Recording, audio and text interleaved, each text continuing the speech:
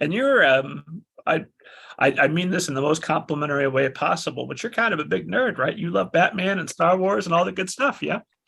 It's very true. It is very true. Thank you. I have always been a nerd. I love pop culture. Even so what, like sort of my driving force with every book, I kind of have a vibe and a tone in mind. Like not even just the content of the story itself, but like what sort of energy do I want the book to give off? Like with my first series, I want to give off sort of like a fairy tale, folk tale feeling, right? But this one with Sarah, I was like, I want this to feel like a Saturday morning cartoon.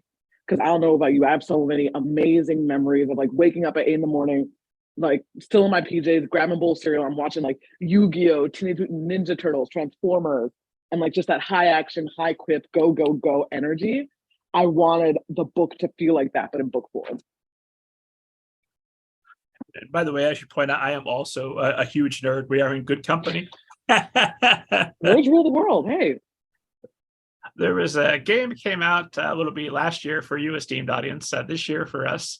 And a new thing I've been trying to introduce is saying what date we record this, because some of these end up going so late and then we won't comment on current events because, you know, we have no idea what's going to be current by the time this goes up. We are chatting November 9th.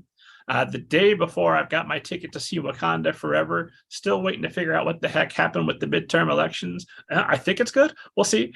Have you seen, I know you wrote the Shuri graphic novel, but do you get to go see Wakanda Forever ahead of the general populace, or are you waiting for tomorrow also? So certain Black Panther authors were invited to the premieres, and they're all lovely people. I love them a lot. I was not one of them, and it's something I've made my peace with. Imagine a single tear running down my face right now. But all that to say, no, while there were Black Panther authors at the premiere, I was not one of them. So I have tickets for the 10th as well with my friends. November 10th, that is. If it makes you feel any better, my friend and former guest Maurice Broaddus is also a Black Panther author who did not get the invitation. So he'll be seeing it tomorrow with the rest of us. I'm hearing really good things, like I feel like Marvel and the whole team understands there's so much on this movie. Like obviously what Black Panther did when it first came out, but in the wake of Chadwick's death, like I really feel like, because I used to love the MCU, but the last couple offerings, like I just feel like it has lost its kind of direction. And so I'm really curious to see with this movie, like knowing what it represents, what it's going to mean. I feel like they're really in a place to do something amazing we haven't seen the MCU ever, actually. I'm hopeful. We'll see what we'll see. I thought Spider-Man, the most recent, all the Spider-Mans, that was good stuff. I like Multiverse of Madness, not as a Marvel film. Like as a Doctor Strange film, it was fine, but as an Evil Dead 4, it was fantastic as an Evil Dead movie. I love the visuals of that. I will say that I love that they let Sam, I never say his name right. Sam Raimi, is that how you say it? I think it's Raimi, but I'm not 100%. Raimi, okay. The other Spider-Man guy. They let Sam like really tap into his horror roots. And so I thought visually, it was probably one of the most visually interesting ones we've gotten in a long time. But I still feel like it just didn't come together quite as tightly as I would have liked. And I can't get started on Thor: Love and Thunder because we will be here for 4 hours. But I love Taika Waititi. I love Ragnarok, but Thor: Love and Thunder just it missed too many beats for me. You know what? I didn't finish that one. I was really enjoying Christian Bale eating the scenery as a great villain. But so, I don't know. I got involved. I got an email or something. I was watching at home and it's like, I'll pause and I'll come back. And I haven't. And that was like a month ago. So see, that is a bad sign. Like if you would have been really invested deep into it, you would have like been like, hang on, inbox. I am watching this movie. Just wait. So the fact you're able to step away and not come back, that says a lot. But yeah, no, it did not grab my attention, but hopefully Wakanda Forever is going to be something amazing. I'm hopeful that Lego set assures me that it's probably going to be Shuri in the new Black Panther suit. We'll see what happens, but I feel like that's because Nakia is going to be at some point probably a villain, maybe movie 3 or so, right? I think so. I think that's her trajectory in the comics. So but they've also changed so much from the comics already. So who knows? I tell you, in an ideal universe, and they won't do this, but I would love to see Killmonger step through a portal Like, hey, I'm from another universe where I'm actually good, and now I can just be the hero. Like, fantastic.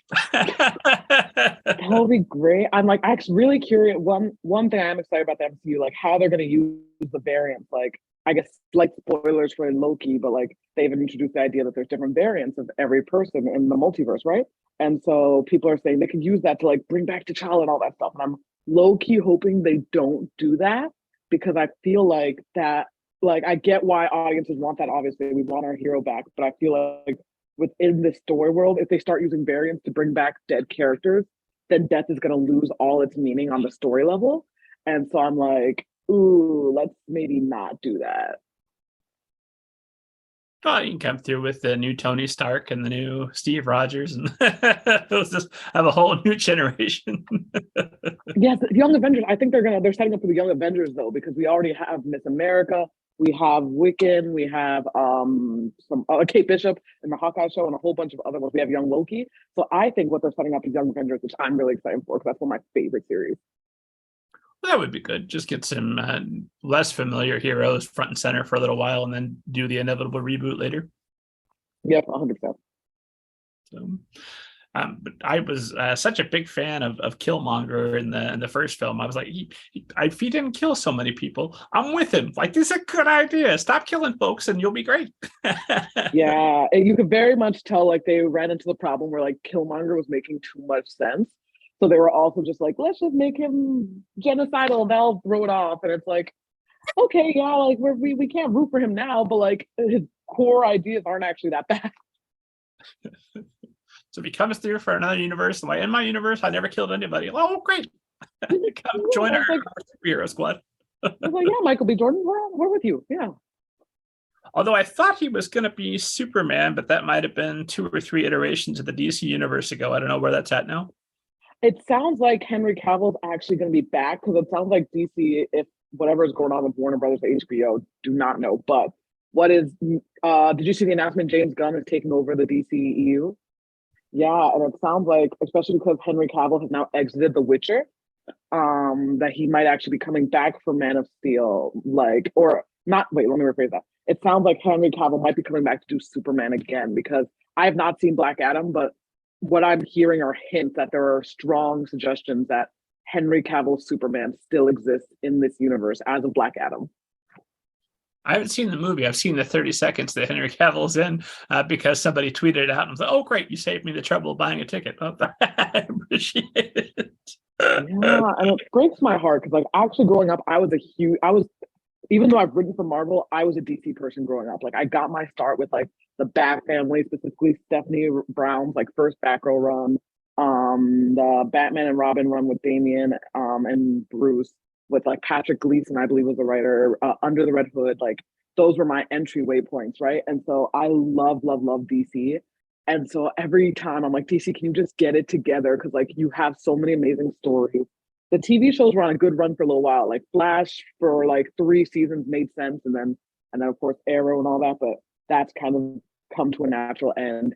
And the movies, I loved Wonder Woman, loved Aquaman, loved Shazam, but it just feels like no, and I love the new Batman with R-Pads because I did not think R-Pads Batman would work, but it worked for me. I was very happy for that. But I'm just like, DC, please, I know you have the capacity to pull this together. Well, I'm hopeful because it's James Gunn that's in charge that he'll remember Zack Snyder and he used to be pals, and we'll get Zack Snyder's Justice League too.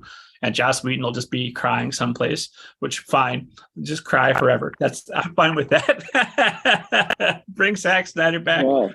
But even within that, because we're still going to have our Pattinson Batman and Ben Affleck Batman and probably some Batman on television, like there's room for all of that. We can accept those multiple Batmen. We could have multiple Supermans, whatever. We will, because we've got the fellow on Superman and Lois, whatever his name is, and then we'll have Henry Cavill back. We'll also have Michael B. Jordan as a Superman. There's room for all of them. Definitely. And also the Lois, sorry, I didn't mean to cut you off, but the Lois and Lane one is Tyler Hoechlin. I'm probably saying his name wrong. I know that because he's in Teen Wolf and I love Teen Wolf. He was in Teen Wolf. He's fantastic as Superman. I'm not caught up on the second season yet, but I thought the first season was mostly fun. The end was a little bit what happened there, but prior to that, I was having a good time. I haven't actually watched the show. I just follow what Tyler is up to.